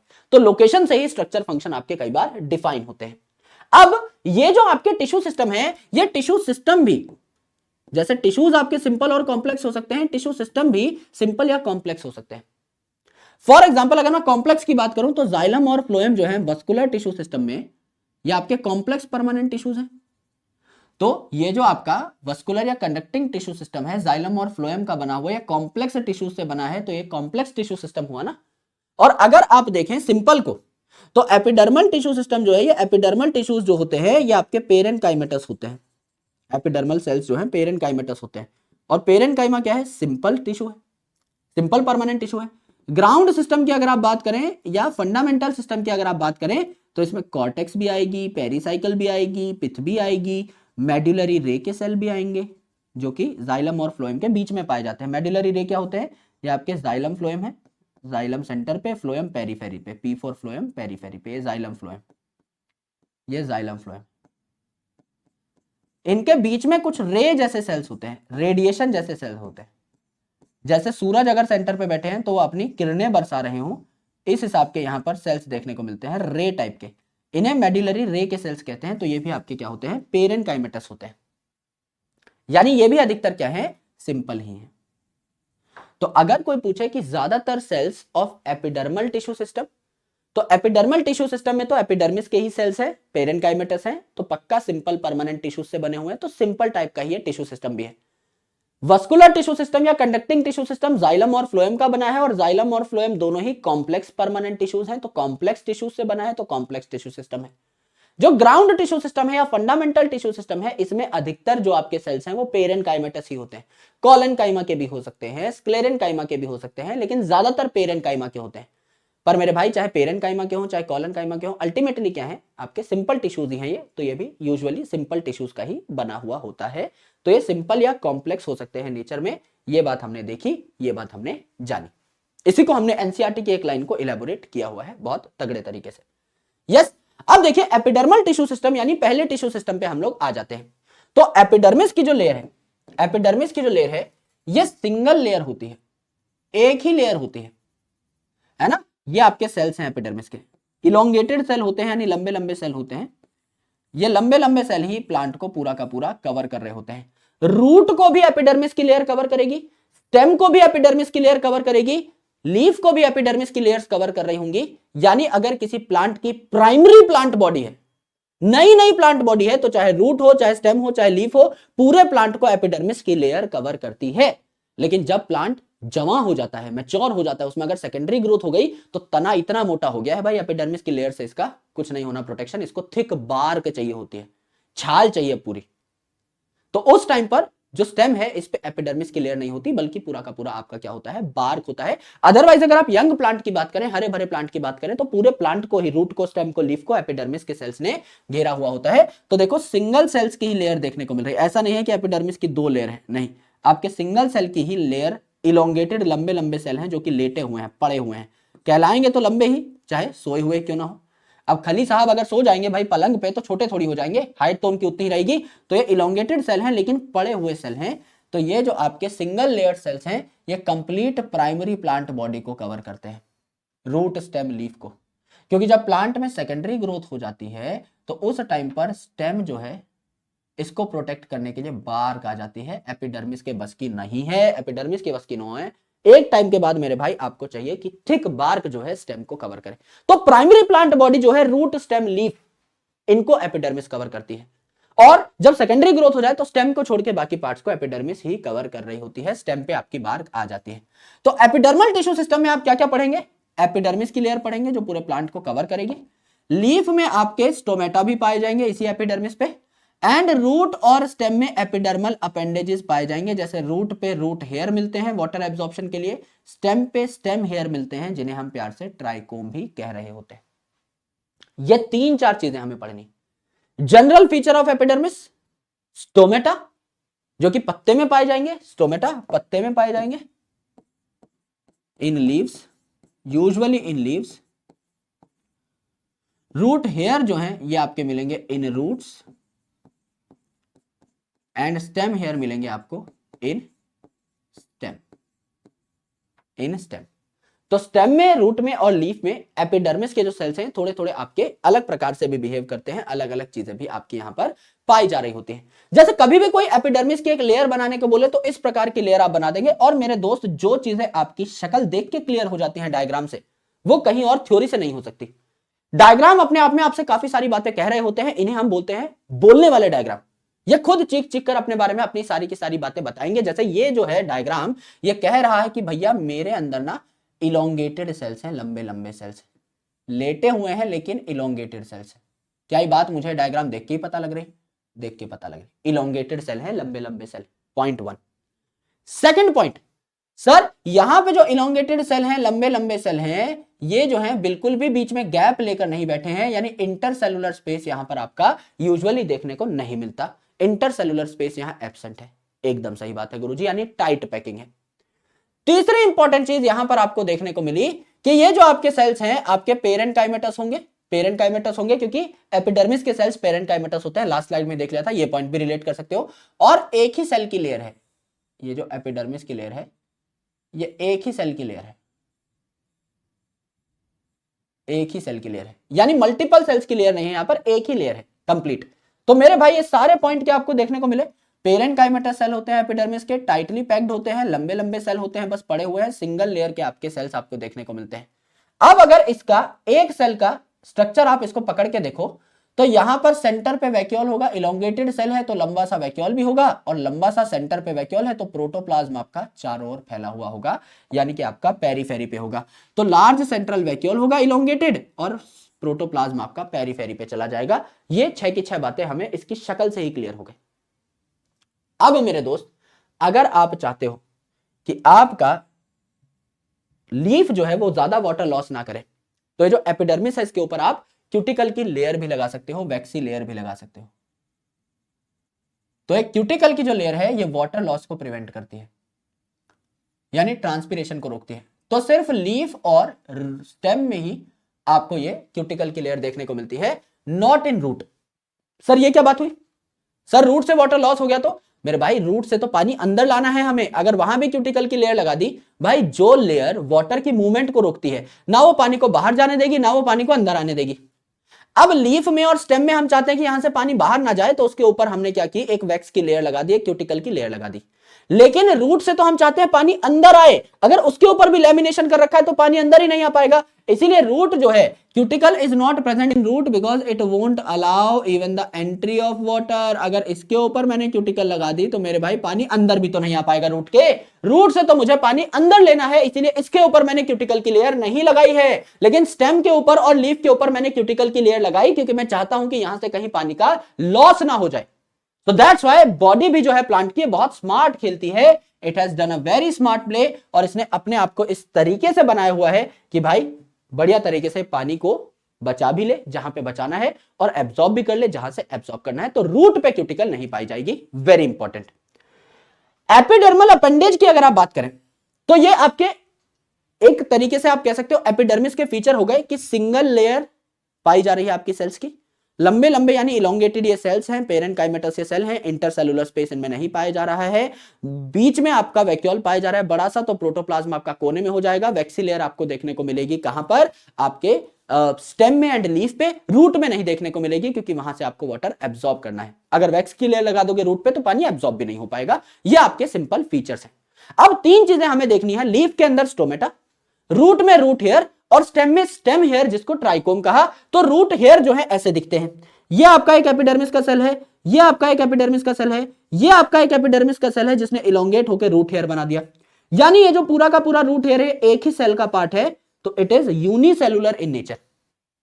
और यूनिसेलुलर है, बहुत डेलिकेट सा है, नाजुक सा है, छुई मुई सा है, तो इसको हम लोग क्या कहते हैं भैया, ये यूनिसेलुलर है, डेलिकेट यानी सॉफ्ट सा है, और सरफेस एरिया बढ़ाता है वाटर एब्जॉर्प्शन का और मिनरल एब्जॉर्प्शन का। तो पहले वाटर इतने सरफेस से आपका आ रहा था, इतने सरफेस से आ रहा था, अब ये सरफेस एरिया बढ़ चुका है, हर जगह से वाटर आपका आ पाएगा। तो अल्टीमेटली क्या किया आपने, सरफेस एरिया बढ़ा दिया for water and mineral absorption. तो रूट में ये इंपॉर्टेंट है। स्टेम में अगर आप देखें तो ट्राइकोम आपको देखने को मिलेगा। अब ट्राइकोम जो है देखिए, ये आपका इस प्रकार का होता है और मल्टीपल यहां पर मैंने कंपार्टमेंट्स बनाए हैं, यानी मल्टी सेल्यूलर ये होता है, मल्टी सेल्यूलर ये होता है, मल्टी सेल्यूलर होगा। इस केस में भी मल्टी सेल्यूलर बनाया, इस केस में भी मल्टी सेल्यूलर बनाया, यहां मैंने अनब्रांच्ड बनाया, यहां ब्रांच बनाया, यानी ये मल्टी सेल्यूलर होगा। अनब्रांच या ब्रांच हो सकता है, सॉफ्ट हो सकता है, टाइट भी हो सकता है, एंड कई बार सिक्रीटरी भी हो सकता है। अलग अलग सब्सटेंसेस जो है, ऑयल वगैरह, गम वगैरह, इससे बाहर भी निकल सकते हैं। एंड स्टेम से कहीं पानी लॉस ना हो जाए, क्योंकि जब पानी लॉस होता है तो पॉइंट से होता है, तो इसीलिए इसका सरफेस एरिया हमने गिरा दिया। ज्यादा बड़ी आपकी चौड़ी स्टेम होगी तो ज्यादा पानी लॉस होगा, यहां इन पॉइंट से लॉस हो रहा होगा, तो इसीलिए पानी के लॉस को ये बचाता भी है। तो मल्टी सेल्यूलर होगा, कंफर्म हो गया गुरुजी डायग्राम से। ब्रांच या अनब्रांच हो सकता है, कंफर्म हो गया गुरुजी। सॉफ्ट या स्टिफ हो सकता है, कंफर्म हो गया गुरुजी। सिक्रीटरी हो सकता है, ये ऑयल या गम या रेजिन जो है सिक्रीट कर सकता है। एंड वाटर लॉस को ये रिड्यूस करता है, क्योंकि वाटर लॉस कहां से होता है, आपका पॉइंट से होता है, लॉस फ्रॉम पॉइंट्स। तो अगर पॉइंट ही नहीं है, पूरा का पूरा आपका स्टेम ही खुला पड़ा हुआ है ना ऐसे, तो भैया पानी ज्यादा लॉस होगा। और इन पे अगर पॉइंट बने हुए हैं तो इनसे लॉस होगा, तो पानी कंपैरेटिवली कम लॉस हो रहा होगा, ये जगह उतनी ज्यादा नहीं है, ये आपने देखा। तो मल्टी सेलुलर होंगे, अनब्रांच या ब्रांच हो सकते हैं, सॉफ्ट या टाइट हो सकते हैं, सिक्रीटी भी हो सकते हैं, ऑयल, रेजिन, गम वगैरह इनसे बाहर निकल सकते हैं। एंड मेरे दोस्त ये आपका वाटर कंजर्वेशन में भी हेल्प करते हैं। नाउ अगर रूट की बात हो गई, स्टेम की बात हो गई, बचा है आपका पत्ता। पत्ते को देख लेते हैं, पत्ते की शक्ल देख लेते हैं। तो स्टोमेटा जो है, ये छोटे छोटे छेद होते हैं पत्तों पे, जिनसे आपकी गैसेस का एक्सचेंज होता है। जब भी किसी प्लांट को कोई गैस अंदर लेनी है या कोई गैस बाहर निकालनी है, तो स्टोमेटा के थ्रू ये गैसियस एक्सचेंज होगा। एज वेल एज मेरे दोस्त, पानी अगर उड़ रहा है लीव से, जिसे हम ट्रांसपीरेशनल लॉस ऑफ वाटर कहते हैं, तो ये पानी भी आपका इवेपोरेट होकर कहां से निकलेगा, आपका इन्हीं स्टोमेटा से निकल रहा होगा, इन्हीं छेदों से, इन्हीं द्वारों से, इन गेट्स के थ्रू पानी जो है दोपहर के टाइम पे सबसे ज्यादा उड़ता है। ट्रांसपीरेशन कब होगी, इवेपोरेशन कब होगी, पानी इवेपोरेट कब होता है, भाप कब बनता है, जब तापमान ज्यादा हो। तो इसीलिए जब धूप ज्यादा होती है, दोपहर का टाइम होता है, तो सबसे ज्यादा प्लांट पानी को लॉस कर रहा होता है थ्रू दीज स्टोमेटा। तो अब मेरे दोस्त, ये जो है इसे हम कहते हैं, जो छेद है इसे हम कहते हैं स्टोमा। यह आपका मेन स्टोमेटल पोर है या स्टोमा है, मेन छेद है।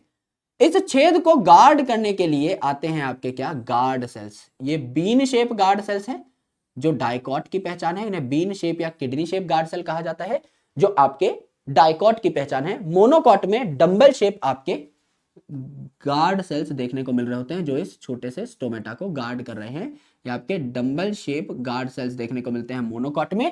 और यहां पर अगर आप देखें तो आपके जो गार्ड सेल्स हैं, ये बीन शेप होते हैं, किसमें, आपके डाइकॉट में। करेक्ट, एकदम करेक्ट है गुरुजी। तो ये जो आपके गार्ड सेल हैं, इनमें क्लोरोप्लास्ट भी पाए जाते हैं, यानी ये फोटोसिंथेटिक होते हैं। हरे भरे क्या है, आपके क्लोरोप्लास्ट हैं, तो ये फोटोसिंथेटिक भी होते हैं गार्ड सेल, इनमें क्लोरोप्लास्ट खूब पाए जाते हैं। एंड इनकी अंदर वाली जो वॉल है, जो स्टोमा की तरफ है, इस छेद की तरफ है, ये आपकी थिक वॉल होती है, मोटी वॉल होती है। जबकि बाहर वाली जो वॉल है, ये आपकी क्या होगी, आपकी कंपैरेटिवली पतली हो जाएगी, ये आपकी कंपैरेटिवली पतली हो जाती है। तो थिक आपको देखने को मिलती है क्या, इनर वॉल और थिन आपको देखने को मिलती है बाहर वाली वॉल इस गार्ड सेल की।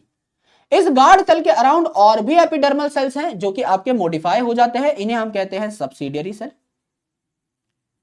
और इसके अराउंड नॉर्मल एपिडर्मल सेल्स देखने को मिलते हैं। भाई अगर मेरे पास ये एक पत्ता है लेट्स से, अगर मेरे पास एक पत्ता है लेट्स से, तो जो पत्ता है इसके ऊपर पूरी की पूरी कवरिंग जो है जिस लेयर की है इसे एपिडर्मिस कहा, नीचे जो आपकी पूरी की पूरी कवरिंग है ये एपिडर्मिस है। अब इस एपिडर्मिस पे कोई छोटे छोटे आपके छेद बने हुए हैं, लेट्स से आपका एक पोर बना लिया मैंने, यस ये आपका छोटा सा पोर बना हुआ है, इसका नाम क्या है स्टोमेटा।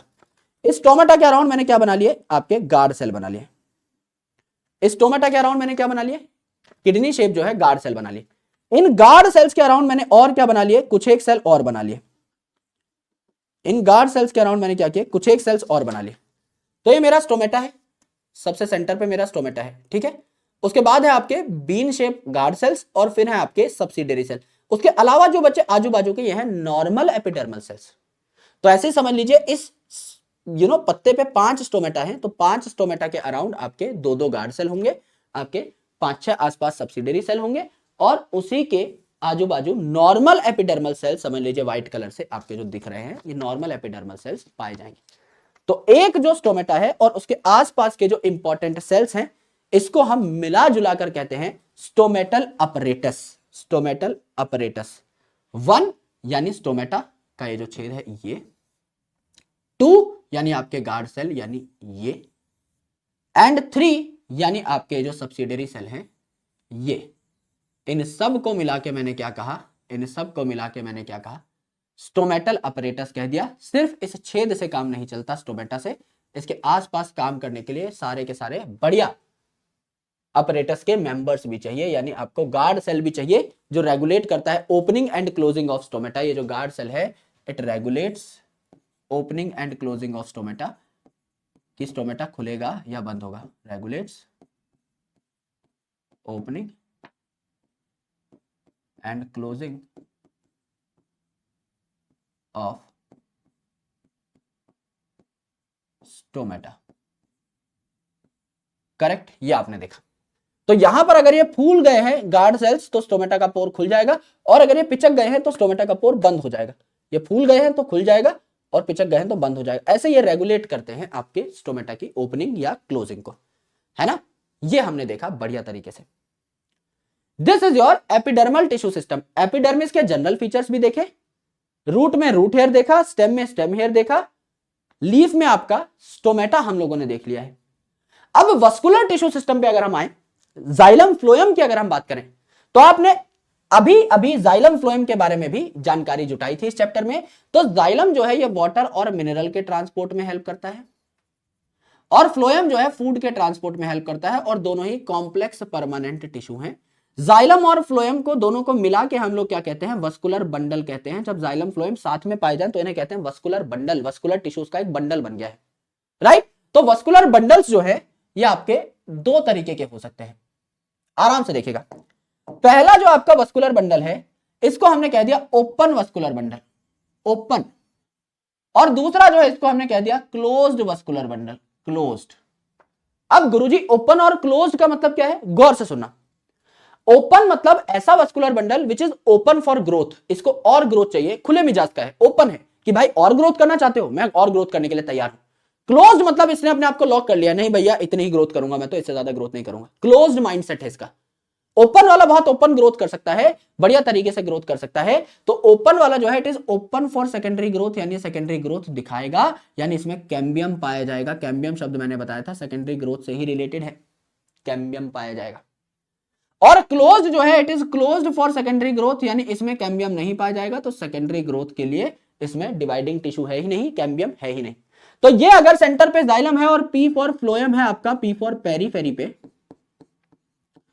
तो हमेशा जाइलम सेंटर की तरफ मिलेगा और फ्लोएम जो है आपको पेरीफेरी की तरफ मिलेगा। अगर ये बंडल में पाए जा रहे हैं तो इनके बीच में कैम्बियम लेयर अगर पाया जा रहा है तो it is open vascular bundle, जो कि डाइकॉट में देखने को मिलेगा, क्योंकि डाइकॉट में ही सेकेंडरी ग्रोथ होती है, तो ओपन वस्कुलर बंडल देखने को मिलेगा।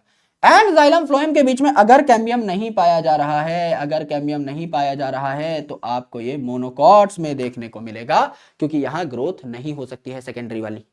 सेकेंडरी ग्रोथ होगी क्योंकि कैम्बियम है सेकेंडरी ग्रोथ के लिए ओपन है, तो open vascular bundle. Secondary growth नहीं होगी क्योंकि कैम्बियम नहीं है, सेकेंडरी ग्रोथ के लिए ओपन नहीं है, क्लोज्ड है, तो क्लोज्ड वस्कुलर बंडल इसे कहा जाएगा। कैम्बियम प्रेजेंट तो open vascular bundle, cambium absent तो सेकेंडरी ग्रोथ नहीं होगी, क्लोज्ड वस्कुलर बंडल इसे कहा जाएगा। एक ही बंडल के बीच में ये जो आ रहा है कैम्बियम, इसे क्या कहा जाता है? Intrafascicular cambium.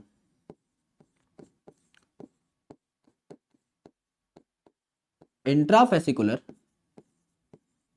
Vascular cambium. Intra का मतलब क्या होता है? इंट्रा का मतलब होता है विद इन। फेसिकल का मतलब क्या होता है? फेसिकल का मतलब होता है बंडल, विद इन बंडल, एक ही बंडल में, मैं कह रहा हूं एक ही बंडल के अंदर अंदर जो पाया जा रहा है that is intrafascicular vascular cambium. ऐसी वस्कुलर कैम्बियम जाइलम फ्लोएम के बीच में पाई जाने वाली जो एक ही बंडल में मिल रही है। अगर मेरे दोस्त समझ लीजिए यहां पे दो बंडल्स हैं, ये आपका जाइलम फ्लोएम का बंडल है, ये आपका जाइलम फ्लोएम का बंडल है, इसके बीच में इसकी कैम्बियम है, इसके बीच में इसकी कैम्बियम है, ये इंट्राफेसिकुलर इंट्राफेसिकुलर, इन दोनों के बीच में अगर पाई जा रही है कोई कैम्बियम तो इसे क्या कहेंगे? दो वस्कुलर बंडल्स के बीच में पाई जा रही है, इसे कहेंगे interfascicular. Interfascicular vascular cambium. Interfascicular vascular cambium. Inter का मतलब है इन बिटवीन, इन बिटवीन दो बंडल्स के बीच में, दो फेसिकल्स के बीच में इंटरफेसिकुलर, एक ही बंडल के अंदर अंदर इंट्राफेसिकुलर वस्कुलर कैम्बियम। ये भी आपने साथ साथ देख लिया, करेक्ट। अब देखिए ये जो वस्कुलर बंडल्स हैं, है ना, इसमें भी अरेंजमेंट हो सकती है डिफरेंट टाइप की। तो यहां पर अगर आप देखें depending upon the position of xylem and phloem, ये जो वस्कुलर बंडल्स हैं ये दो टाइप के हो सकते हैं। पहला है कंजॉइंट और दूसरा है रेडियल। नाम में ही घुस जाएंगे।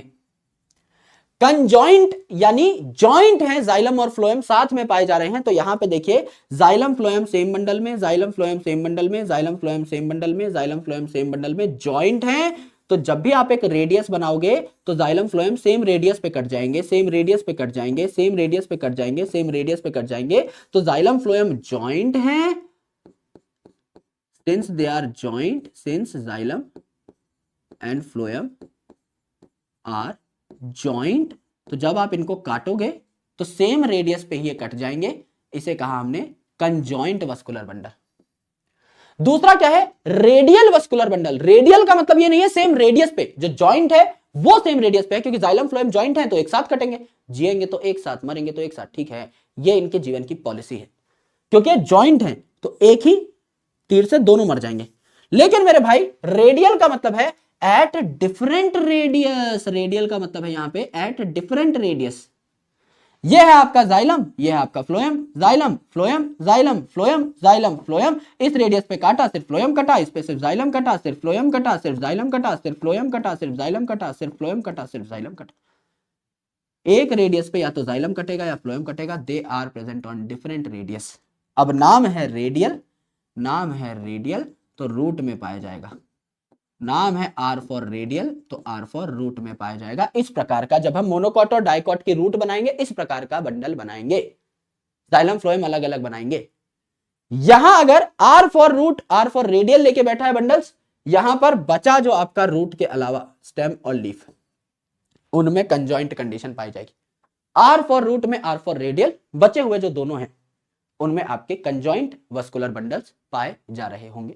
नाम से ही डिकोड कर सकते हो। Yes, ground tissue system, everything except epidermis. Epidermis था epidermal tissue system, xylem phloem था आपका वस्कुलर टिश्यू सिस्टम। इन दोनों को छोड़ के दुनिया में जो बचा, चाहे आपका कॉर्टेक्स हो, चाहे पेरिसाइकिल हो, चाहे पिथ हो, चाहे मेडुलरी रे हो, ये आपके सिंपल टिश्यूज के ही बनते हैं, जैसे कि पेरेन्काइमा, कोलेनकाइमा, स्क्लेरेन्काइमा। इन्हें हम क्या कहते हैं? Ground tissue system. लीफ में जो मेन ग्राउंड टिश्यू सिस्टम है वो क्या है? लीफ में ज्यादातर सेल्स जो है एपिडर्मिस के बाद में वो मीजोफिल सेल ही होते हैं, जिनमें आपके क्लोरोप्लास्ट पाए जा रहे होते हैं खूब सारे। तो मेसोफिल सेल जो है मेन ग्राउंड टिश्यू बनाते हैं, क्योंकि लीफ में क्या है, जाइलम फ्लोएम है, एपिडर्मिस, और बीच में जितने सेल हैं वो ऑलमोस्ट मेसोफिल सेल ही हैं। तो मेन ग्राउंड टिश्यू कौन बनाता है, मेसोफिल सेल, जो कि पेरेनकाइमेटस है नेचर में, लिविंग है, तभी इनके अंदर क्लोरोप्लास्ट पाए जा रहे हैं और ये बहुत फोटोसिंथेसिस दिखा रहे हैं। यस, और बाकी अगर आप देखें स्टेम में, रूट में, तो आपकी अलग अलग लेयर्स जो देखने को मिल रही हैं एपिडर्मिस के और जाइलम फ्लोएम के अलावा जो बचा, hypodermis, cortical layers, endodermis, pericycle, pith, ये सारी चीजें क्या है, ग्राउंड टिश्यू है। Simple. Yes, this is our tissue system in detail. सवाल देख लीजिए, in the given figure which component has thin outer walls and highly thickened inner walls, है ना, थिन आउटर वॉल, पतली पतली outer wall and highly thickened inner walls, ये कौन है, किसकी पहचान है, ये पहचान है आपकी गार्ड सेल की, यानी मिस्टर सी की। सी आपका गार्ड सेल है, डी तो आपका स्टोमेटल पोर है, तो C is the guard cell, इसकी एक खास बात है, उत्तर हो जाएगा mister C. Stomata in grass leaf, grass क्या है आपका, मोनोकॉट है, तो मोनोकॉट में स्टोमेटा जो है ये कैसा हो जाएगा, स्टोमेटा नहीं, टेक्निकली बोलो तो गार्ड सेल पूछा गया है ना। स्टोमेटा तो छोटा सा छेद है, वो तो आपका गोल मटोल सा राउंड सा ही होगा, लेकिन मेरे दोस्त गार्ड सेल अगर आप देखो तो क्या है आपका, डंबल शेप है। किडनी शेप कहां होता है आपका, बेसिकली डाइकॉट में हो जाता है। Cortex region is found between, देखो सबसे पहले आपका एपिडर्मिस, फिर इसके अंदर कॉर्टेक्स ही है पूरा, हाइपोडर्मिस, कॉर्टिकल लेयर्स, एंडोडर्मिस, ये पूरा क्या है आपका कॉर्टेक्स है, फिर है आपका पेरिसाइकल, फिर है आपका पिथ, और इस पेरिसाइकल में ही क्या देखने को मिलते हैं आपको, जाइलम फ्लोएम देखने को मिलते हैं। ठीक है, ये आपकी सारी लेयर्स थी। Cortex is the region found between endodermis and pith, ये आपकी एंडोडर्मिस, ये आपका पिथ, इसके बीच में पेरिसाइकल है, तो ये गलत हो गया। Endodermis and vascular bundle, endodermis और वस्कुलर बंडल, पेरिसाइकल रीजन आया इसके बीच में, ये भी गलत हो गया। एपिडर्मिस एंड स्टील, स्टील क्या है आपका, एंडोडर्मिस के अंदर का सारा इलाका, तो ये है आपका स्टील, है ना। Endodermis and epidermis and steel, हाँ तो एपिडर्मिस ये है, स्टील ये है, इसके बीच के इलाके को कॉर्टेक्स कहा, ये बात सही लग रही है। पेरिसाइकल एंड एंडोडर्मिस, पेरिसाइकल और एंडोडर्मिस के बीच में कुछ है नहीं, तो उत्तर आपका ले देकर के आ जाता है मिस्टर सी आ जाता है। बहुत अच्छा सवाल था, बहुत प्यारा सवाल था, रिपीट होगा तो मजा आएगा। Specialised epidermal cell surrounding the guard cell, stomata को सराउंड किया गार्ड सेल ने, और गार्ड सेल के अराउंड कुछ एपिडर्मल सेल्स थे जिन्होंने अपने आप को मॉडिफाई करके बनाया क्या, सब्सिडियरी सेल। ये भी ठीक सवाल है। Vascular bundles in monocots are considered closed because, closed क्यों बोला, ओपन अगर होते तो सेकेंडरी ग्रोथ होती, कैम्बियम प्रेजेंट होता, अगर कैम्बियम एब्सेंट है तो इसको क्या कह दिया, क्लोज्ड कह दिया। सिंपल सा सवाल, सिंपल सा जवाब, ये हमने देखा। बेसिक बातें हमने की है अबाउट टिश्यू सिस्टम। अब ये आपका पहला टॉपिक है टेक्निकली एनसीईआरटी के अंदर, नई एनसीईआरटी में सिर्फ टिश्यू सिस्टम दे रखा है, इसके अलावा कुछ आसपास का दे नहीं रखा। अभी तक जो हमने जो टिश्यूज पढ़े हैं, पेरेनकाइमा, कोलेनकाइमा, स्क्लेरेनकाइमा, नई एनसीईआरटी में उतनी डिटेल में नहीं है, जाइलम फ्लोएम नई एनसीईआरटी में है ही नहीं, लेकिन पढ़ना बहुत जरूरी है, क्योंकि जब तक आप प्रोटोजाइलम मेटाजाइलम नहीं जानोगे, आप मोनोकॉट वर्सेस डाइकॉट को नहीं समझ पाओगे, नहीं पकड़ पाओगे, बसता ही नहीं है। कुछ बेसिक कॉन्सेप्ट्स पढ़ने ही होते हैं, रेडियल वस्कुलर बंडल क्या है, कंजॉइंट वस्कुलर बंडल क्या है, पढ़ना ही पड़ता है। इसीलिए हमने जनरल तैयारी बहुत सॉलिड कर ली है। After this when we are going to crack monocot versus dicot, तो हलवा लगेगा आपको टॉपिक, बहुत आसानी से सारी की सारी चीजें क्रैक हो जाएंगी। मोनोकॉट और डाइकॉट के रूट में, स्टेम में, लीफ में मुश्किल से एक एक दो डिफरेंसेस हैं, वो डिफरेंसेस ही याद करने होते हैं और उन्हीं से आपके क्वेश्चन बनते हैं। मैं एग्जैक्टली बता दूंगा कौन से स्टेटमेंट से क्वेश्चन आएंगे और वहीं से आपको क्वेश्चन लड़ता हुआ पेपर में दिखा भी दूंगा मेरे भाई। आराम से बस तैयारी करते रहो, पढ़ते रहो, दिखने में टिपिकल लगते हैं, रिवीजन करते जाओगे। बहुत क्रिस्प लेक्चर इसीलिए ले रहा हूं जिससे रिवीजन में दिक्कत ना आ जाए। बहुत सारा कंटेंट दे दूंगा और बहुत आराम से अगर पढ़ाऊंगा दिक्कत हो जाएगी, रिवाइज ही नहीं कर पाओगे। जितना दे रहा हूं इसको भी रिवाइज करके अगर एग्जामिनेशन हॉल में पहुंच गए, you will be more than done for your examination. Examination बहुत प्यार से क्रैक हो जाएगा।